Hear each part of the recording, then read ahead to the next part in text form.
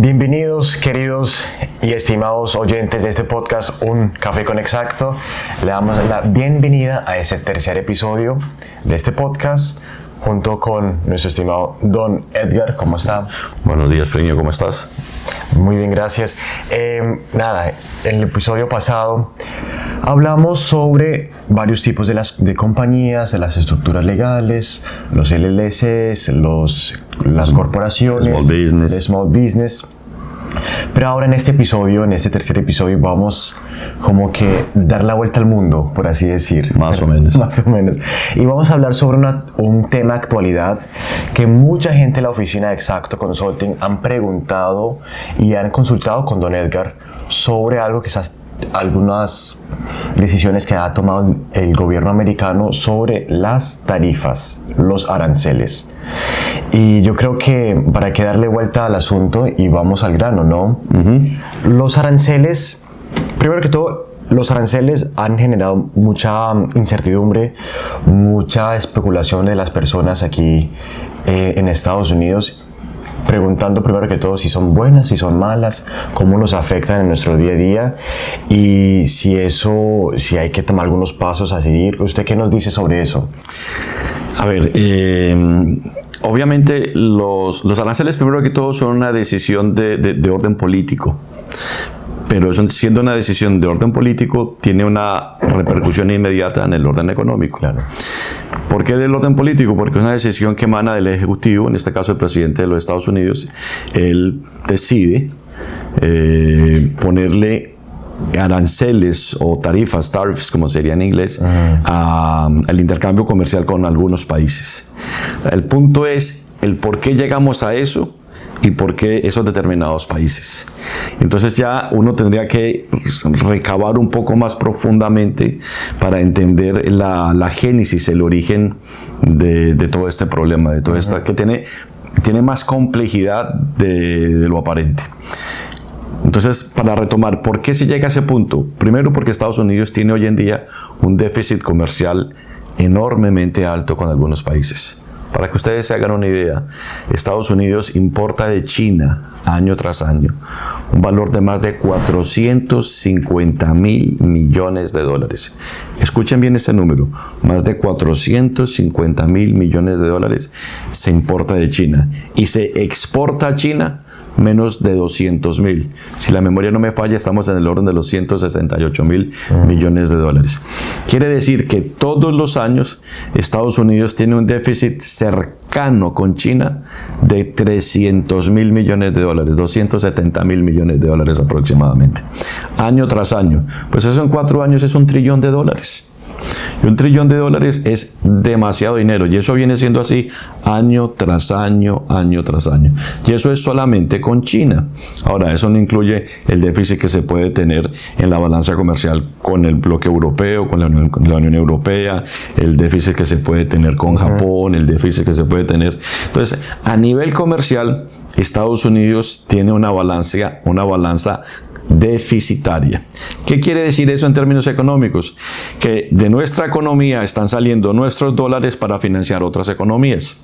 ¿Es eso bueno o malo? En términos comerciales, eso no es malo, es bueno, porque el flujo de comercio estimula la actividad económica, y la actividad económica, en la medida que lo haya, pues eso genera dinámicas de flujos de capital, inversiones de unos países en otros, se abren plantas de producción en un lugar o en otro, se dislocan capacidades productivas de un lugar a otro. Entonces eso, en términos de generalidad para la economía global, es bueno. Lo que pasa es que, como en todo, van a haber ganadores y perdedores. Claro. Y en la medida que usted es un país deficitario, nunca hay dos ganadores. No, eso no existe. Eso no existe.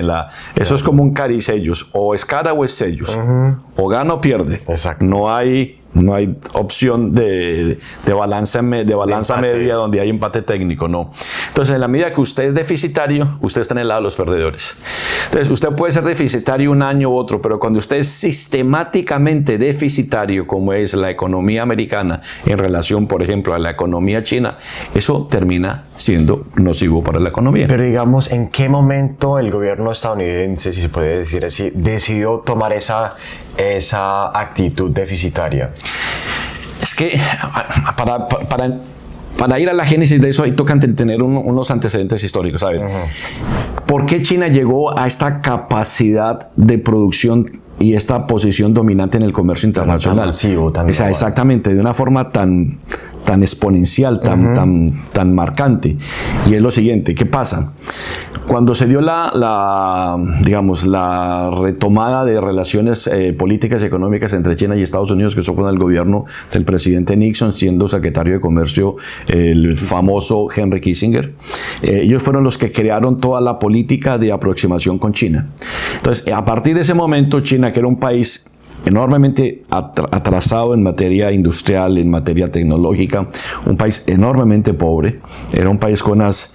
A partir de ahí comenzaron a haber flujos... ¿Estamos hablando del año del 40? No, estamos hablando de inicios de la década del 70. Estamos hablando de inicios del 71, 72. ¿Qué pasa? En ese momento comenzaron a haber flujos de capital de los Estados Unidos a China. ¿Por qué? Porque las empresas americanas estaban buscando un mercado que tuviera mano de obra barata. Entonces se fueron a China, porque China es un país enormemente atrasado, con unas dificultades económicas enormes.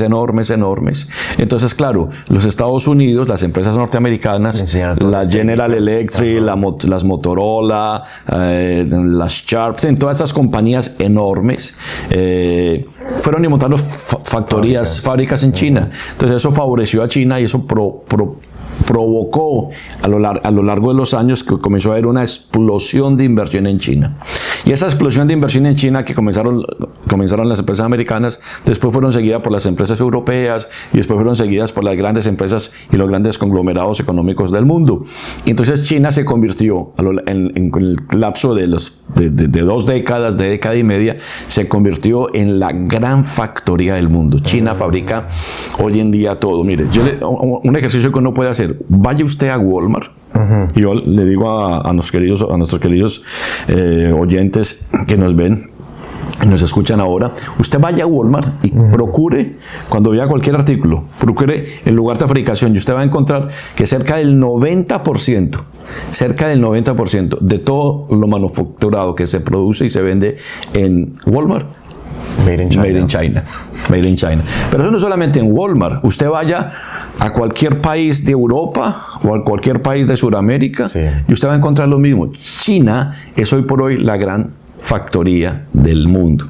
Entonces eso le da una posición de dominancia que es estratégicamente peligrosa. Pero curioso que, digamos, el que creó todo esto fue Estados Unidos. Fue Estados Unidos. Y ahora hay que tomar su propio veneno. Entonces es como la serpiente mordiéndose la cola. Exacto. O sea, ellos en un inicio, lo cual fue bueno para las empresas americanas. Tenía que hacer, digamos. No es que se tenía que hacer, ellos encontraron eso como una vía para abaratar costos. Lo que pasa es que vivimos en un mundo, en el mundo capitalista, ¿cierto? Yo soy de, o sea, no me tomen a mal lo que voy a expresar. Yo soy políticamente conservador y económicamente de derecha. Me defino, no me da pena decirlo, y lo digo con boca ancha, ¿cierto? Soy filosóficamente conservador y políticamente y económicamente de derecha. ¿Qué pasa? Que en un inicio, como está en un estado de cosas donde tenemos un capitalismo que es no solamente capitalista, un régimen capitalista, sino que a veces es un capitalismo salvaje. Entonces se procura el rendimiento y el lucro a costa de cualquier cosa. Entonces, cuando usted está en un régimen o un estado o en una procura de obtener mejores rendimientos financieros, la forma de buscar el rendimiento financiero es abaratar costos, y el costo más aflictivo, el que más se impone en la carga de producción, es el costo laboral. Entonces, cuando usted encuentra un mercado como el chino, donde usted encuentra un mercado laboral que estaba completamente deprimido, en una crisis tremenda, pues usted encontró un costo de mano de obra baratísimo. Entonces todo el mundo se fue a China porque en ese momento pues era un mundo de oportunidades. Claro, fue un mundo de oportunidades en ese momento, pero las cosas fueron evoluyendo, y el gobierno chino, que es un régimen que se abrió económicamente, se abrió al capitalismo, pero políticamente se mantuvo el régimen comunista, el régimen donde hay un control de un solo partido, de un solo régimen, donde nada se hace y nada se mueve sin la aquiescencia del Partido Comunista. Entonces ellos políticamente se conservaron de filosofía social comunista, pero económicamente evoluyeron y se hicieron capitalistas en la forma de permitir los flujos de capital, la apertura de empresas y una asimilación al medio occidental, al entorno occidental. Vengan, inviertan y yo voy a comerciar con ustedes y les voy a facilitar unas condiciones laborales muy laxas, muy adecuadas por ustedes en materia de costos muy bajos cuando los comparan con sus países, y yo voy a poner toda mi estructura, todas las herramientas que el país me permite, teniendo una masa de población enorme, a la cual tengo que darle trabajo, a la cual tengo en dificultades económicas. Entonces, esas inversiones fueron muy bienvenidas. Y eso por un tiempo funcionó muy bien. Claro. Lo que pasa es que China fue evoluyendo, China fue creciendo, se fue consolidando, se fue estableciendo económicamente, y China supo encontrar en eso una oportunidad. Y esa oportunidad la supieron explotar. Me parece interesante lo que apenas dijo. China adoptó el comercio sin dejar de lado su manera de pensar. China, ellos lo definen así, es un país con un sistema capitalista en lo económico y un sistema totalitario en lo político. Entonces, totalmente opuesto. Sí. En el mundo, por ejemplo, en el mundo occidental, nosotros somos, en teoría somos capitalistas, pero a la vez que somos capitalistas, por lo menos en teoría, hoy en día eso comienza a ser medio relativo, sí. Pero bueno, en teoría, también hay una serie de valores que el sistema político nos permite. Por ejemplo, en el mundo occidental se nos permite el derecho de opinión, el derecho de disenso. Nosotros podemos opinar, incluso hasta opinar de forma contraria a lo que el régimen político dice. Por ejemplo, si yo no estoy de acuerdo con lo que el presidente o el alcalde de mi ciudad o el gobernador de mi estado está haciendo, yo lo puedo expresar libremente, abiertamente, y yo sé que lo puedo hacer y no voy a tener consecuencias adversas contra mi persona o contra mi empresa o contra mi familia. En China no es tan así. En China, si usted se expresa contrario al régimen o contrario a lo... Usted tiene punición. Tiene punición y tiene consecuencias. Entonces, China no comparte con Occidente, comparte la visión de la economía como flujos de capital, que en esencia son capitalistas, pero no comparte la conceptualización filosófica de la política. Entonces, eso es lo que hace que hoy en día haya una confrontación desde lo político, siempre lo ha habido, pero ahora desde lo económico. ¿Por qué? Porque China creció tanto y fue tal el auge de inversiones en China que hoy en día China ya le hace sombra a los Estados Unidos. China es consolidadamente, y hace ya muy buen tiempo, la segunda economía del mundo. Pero no de hace poco, de hace mucho tiempo. Hoy por hoy es la mayor potencia manufacturadora del mundo. China es hace ya muy buen tiempo, el mayor comprador de materias primas del mundo. O sea, China tiene una serie de ventajas estratégicas en materia económica en relación a todos los países de Occidente, que era cuestión de tiempo que eso fuese a generar una colisión, porque iba a ser un conflicto para los Estados Unidos y para otros países. ¿Qué pasa? Que el país que se ve amenazado es Estados Unidos. ¿Por qué? Porque Estados Unidos ha sido, después de la Segunda Guerra Mundial y después del orden que emergió como consecuencia de la Segunda Guerra Mundial, Estados Unidos emergió como la principal potencia económica y política del mundo, y ha tenido ese lugar de forma indisputado desde 1945 hasta la fecha. Bueno, hoy en día en el horizonte tiene un competidor, y ese competidor se muestra con capacidades económicas sólidas, con una población enorme, con un país que ya se tecnificó. Y eso lleva entonces a que la política americana, en este caso la nueva administración, tenga que acoplarse. Tenga que decir, bueno, tenemos que ver cómo confrontamos esta realidad, porque en el futuro esto puede ser un problema que lleve a que Estados Unidos pierda la posición de supremacía. Hay muchos clientes y oyentes de este podcast que nos han preguntado cómo un intercambio como hubo en las últimas semanas del gobierno americano con el gobierno chino. El gobierno tomó muchas medidas agresivas para como que generar una guerra de comercio. Como primero un intercambio de aranceles entre los dos gobiernos pueden afectar la economía global? Y segundo, ¿cómo puede afectar aquí la economía americana? A ver, sin lugar a dudas, un escenario de guerra comercial no es bueno y va a generar consecuencias tanto para la economía global como para la economía local de los Estados Unidos. Ahora, esos efectos se pueden medir en el lapso del tiempo. Hay efectos que van a ser efectos de corto plazo, que los vamos a sentir nosotros inmediatamente, y efectos de mediano y efectos de largo plazo, en la medida de que estas condiciones se mantengan. En el corto plazo, ¿qué va a acontecer? Pues que las cosas se van a encarecer en el porcentaje que los aranceles sean impactados. Pongo un ejemplo: un importador que traía de China importaba cámaras, y el valor de cada cámara nominalmente era $100, ahora tiene un arancel del 25%, suponiendo que el arancel sea el 25%, y pues esa cámara ya no va a costarle $100, le va a costar $125. ¿Qué va a pasar? Que ese importador va a tener que transferir ese costo al comprador final, al consumidor final. Entonces, quien vaya a comprar una cámara de esas le va a costar 25% más. Ahora, si el arancel es del 50%, va a ser 50%, si es del 100%, entonces imagínense, eso va subiendo. Entonces, en el plazo, en el cortísimo plazo, vamos a ver un incremento en los costos de los productos que nosotros usualmente comprábamos, que vienen de la que tenía como procedencia China. Entonces, ¿eso va a afectar el precio? Sí, y eso va a ser una presión en el tema de inflación, porque vamos a tener mayores costos, mayores precios, una presión inflacionaria en el corto plazo, en el cortísimo plazo. Ahora, en el mediano plazo, ¿qué va a acontecer? Es que va a haber tendencia de que las personas, los importadores, van a importar menos productos de China. ¿Por qué? Porque el costo no se lo va a permitir, porque la demanda, van a haber productores de otras partes donde que van a tener menos arancel, van a poder ser más competitivos en relación a los precios de China, o el costo va a ser ya tanto que ya no va a tener sentido importar. Entonces va a haber estímulo para que las empresas locales vuelvan a producir en los Estados Unidos.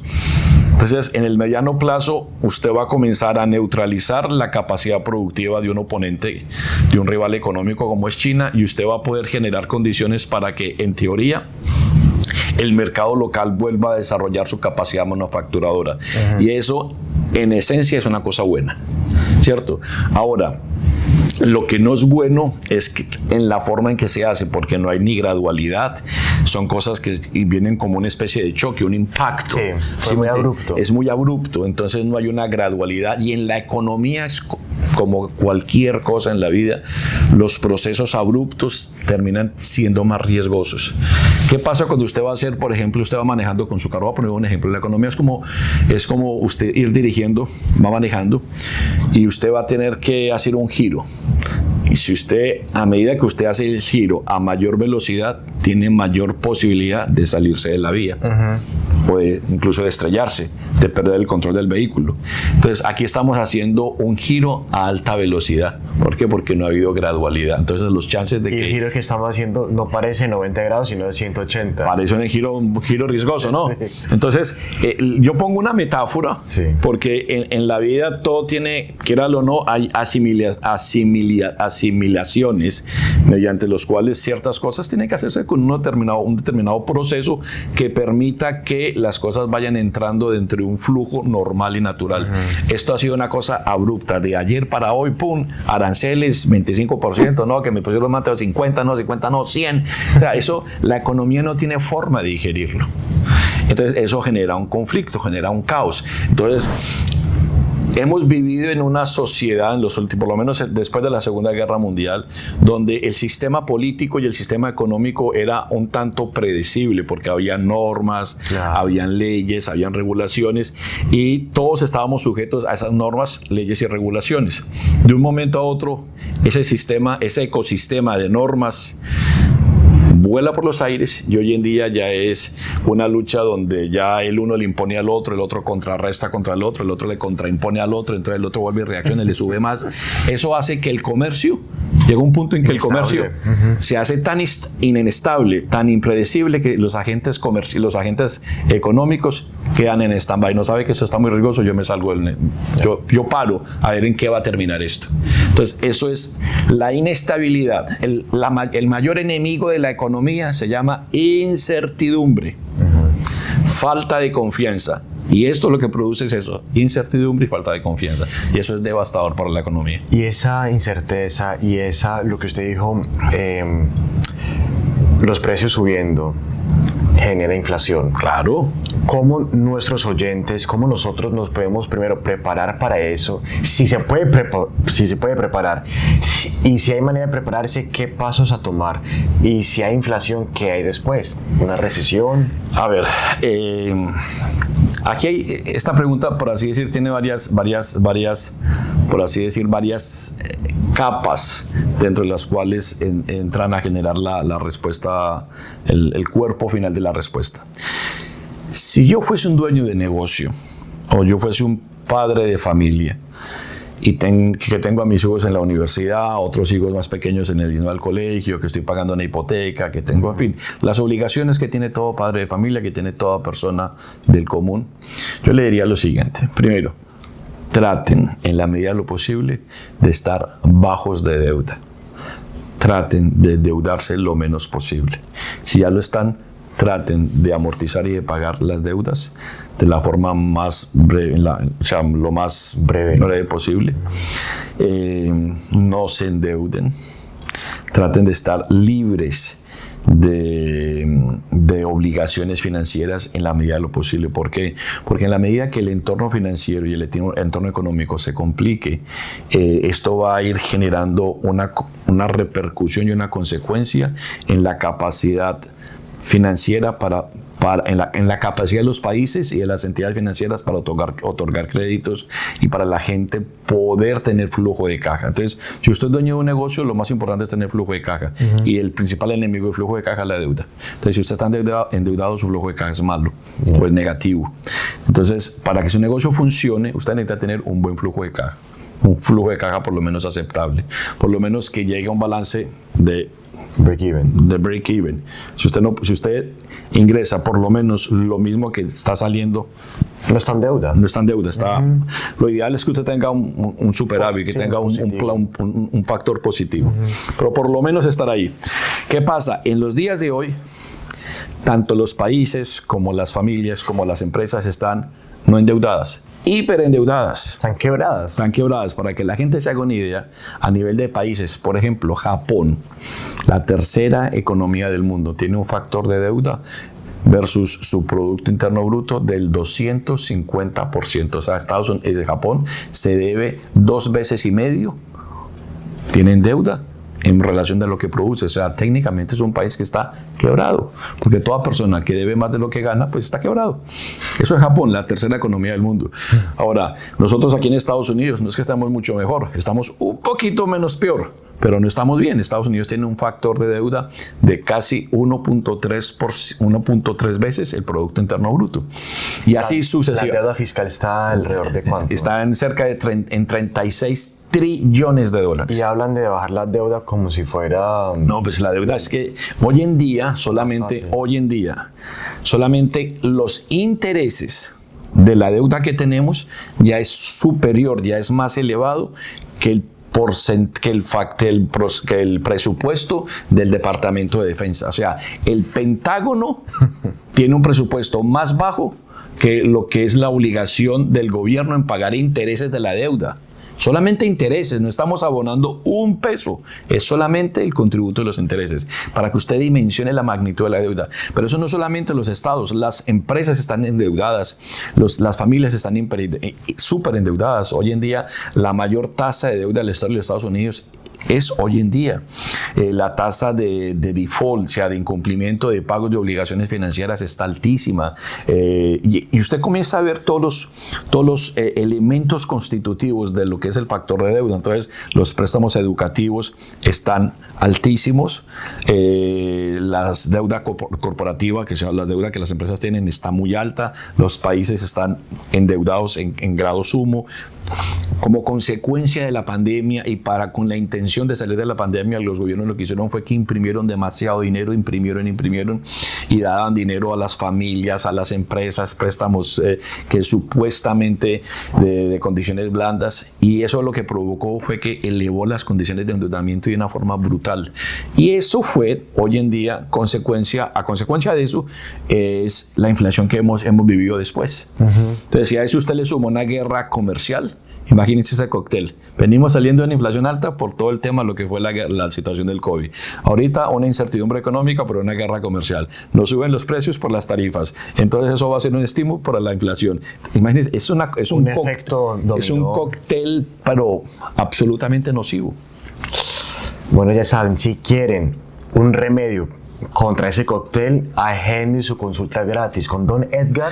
Bueno, una vez más, como les acaba de decir Plinio, para las personas que tengan algún tipo de inquietud o necesidad en lo que concierne al manejo de sus pequeños negocios, nosotros en Exacto Consulting nos dedicamos de forma enfática en prestar consultoría para pequeños negocios, para lo que llamamos acá Papa Man Business, en la asesoría de todo lo que tiene que ver con el manejo de su empresa, contabilidad, finanzas, manejo de impuestos, y aquellas personas que tengan algún deseo de proyección de crecimiento en lo que le podamos ayudar para efectos de sus programas de seguros, de los que quieran implementar planes de retiro, en fin, todo lo que tenga que ver con el manejo de su negocio, estamos a su disposición.